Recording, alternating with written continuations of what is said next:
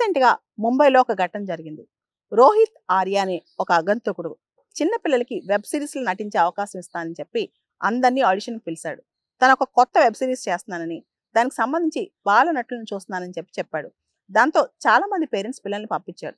పిల్లలందరినీ ఒక స్టూడియోలో ఆడిషన్‌కి పిలిచాడు. ముంబైలో స్టూడియోలోకి పిల్లలు ఎళ్ళాక మొత్తం లాక్ చేసేసాడనమాట. చేసి నాకు గవర్నమెంట్ నుంచి చాలా డబ్బులు రావాలి. ఇంతకుముందు ఎడ్యుకేషన్ డిపార్ట్మెంట్ వీడియోస్ చేశాను. ఆ డబ్బులు రావాలి. అవి రాకపోవడంతో మిమ్మల్ని అందరినీ హోస్టేజెస్‌గా చేసుకున్నాను. మిమ్మల్ని బందీలుగా ఉంచేసుకున్నానని చెప్పి పిల్లలకి అనౌన్స్ చేశాడు. చేయటమే కాదు దానికి సంబంధించిన ఒక వీడియో రికార్డింగ్ కూడా బయటకు వదిలాడనమాట. దాంతో చాలా మంది పేరెంట్స్ బెదిరిపోయారు. బెదిరిపోయి పోలీసులకు కంప్లెయింట్ ఇచ్చారు. వెంటనే ముంబై పోలీసులు ఎవరైతే క్విక్ రియాక్షన్ టీమ్ ఉందో దాదాపు 8, 9 మంది కమాండోస్ ఆ ప్లేస్‌కి వెళ్లారు. అతనితో ఎన్నిసార్లు చర్చించినా అతను ఒప్పుకోలేదు. నాకు నా డబ్బులు కావాలి. నేనేం టెర్రరిస్ట్‌ని కాదు. గవర్నమెంట్ దగ్గర నా డబ్బులు చాలా ఉండిపోయాయి.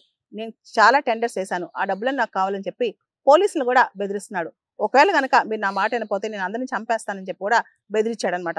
అతని చేతిలో ఒక గన్, ఒక లైటర్, కొన్ని కెమికల్స్ ఉన్నాయంట.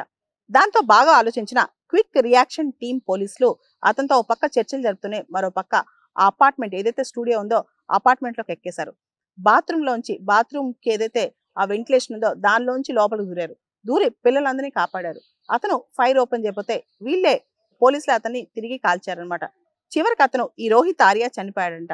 ఈ కేసులో పోలీసులు చాలా చాకచక్యంగా తెలివిగా అడుగులు వేశారు కాబట్టి పిల్లలకి ఏమీ కాకుండా అతను మాత్రమే చనిపోయాడు.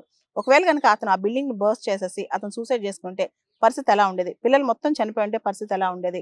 తల్లిదండ్రులు అంత అజాగ్రత్తగా పిల్లల్ని ఒక చోటకి ఎలా పంపిస్తారు? ముఖ్యంగా సొసైటీ ఇప్పుడు అతను చనిపోయాడు కాబట్టి పిల్లలందరూ సేఫ్ గా ఉన్నారు కాబట్టి ఊపిరి పీల్చుకుంది. కానీ ఆ 17 మంది పిల్లలకి ఏమైనా అయితే సొసైటీ ఎలా రెస్పాండ్ అయ్యేది? ఒకసారి ఆలోచిస్తే ఆ రోహిత్ ఆర్య మెంటల్ హెల్త్ ఎలా ఉంది? అదే విధంగా పోలీసులు ఎంత అలర్ట్ గా ఉన్నారు? ఇంకో పక్క సమాజం ఎంత నెగ్లిజెంట్ గా ఉంది?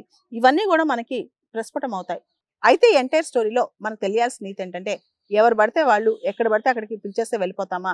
సెక్యూరిటీ అనేది చాలా ఇంపార్టెంట్ కదా! ముఖ్యంగా ఈ మోడర్న్ ఎరాలో ఎవరు మనుషులో ఎవరు రాక్షసులో అర్థం కావట్లేదు. మొత్తానికి ఈ రోహిత్ ఆర్య విషయం మాత్రం దేశం మొత్తం కలకలం రేపిందనమాట.